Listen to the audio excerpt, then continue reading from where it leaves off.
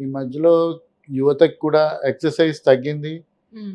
Diet కూడా గ్లో మనకి గ్లోబలైజేషన్ ఆఫ్ ఫుడ్ వల్ల they are taking all types of diet. And అంత దానికి తగిన ఎక్సర్సైజ్ ఉండట్లేదు. వర్క్ ఒత్తిడి కూడా ఎక్కువైంది.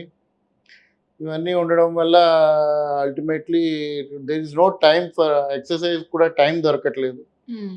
Ultimately they are landing in problems. అందులో మనకి ఇండియన్స్‌లో గ్లోబల్లీ ఆల్సో 10 ఇయర్స్ యంగ్‌గానే హార్ట్ అటాక్స్ వస్తాయి. ఓకే.